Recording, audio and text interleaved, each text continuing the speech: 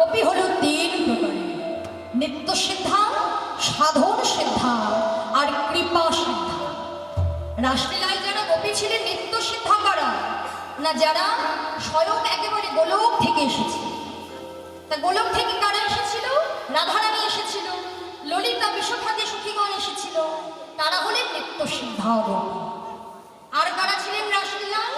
সাধন সিদ্ধা গোপী। যারা সাধনা করে গোপী হয়েছিলেন তারা হলেন সাধন সিদ্ধা গোপী। আর কৃপা সিদ্ধা গোপী কারা? কৃপা সিদ্ধা গোপী যারা কৃপা পেয়ে গোপী হয়েছে। কৃপা কার কাছে পেয়েছিলেন না, ভগবান রামচন্দ্রের কাছে পেয়েছিলেন।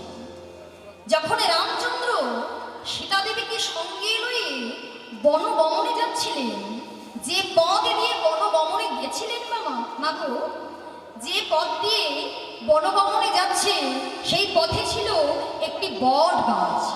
আর সেই বট গাছে 60,000 মুনি ঋষি, সবাই ছিল ব্রহ্মার পুত্র।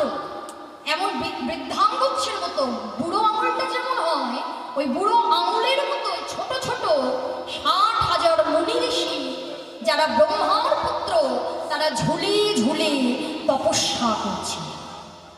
যখন রামচন্দ্র সীতাদেবীকে সঙ্গে লয়ে বনগমনে যাচ্ছে, ওই 60,000 মুনি ঋষি হৃদয়ে এক অদ্ভুত বাসনা হলো।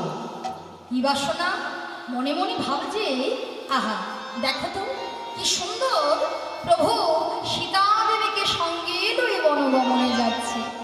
আচ্ছা, আমরাও যদি সেই ভাগ্য করতাম, আমরাও যদি রামচন্দ্রের পাশে থাকতে পারতাম তার প্রেয়সী রূপে। এই যে মনে যে অদ্ভুত একটা বাসনার সৃষ্টি হলো, ভগবান রামচন্দ্র কৃপা করে দিলেন। তথাস্তু, তোমাদের মনোবাসনা পূর্ণ হবে, তবে এই যুগে নয়, যখন দাপর যুগে বৃন্দাবনে আমি মহারাজ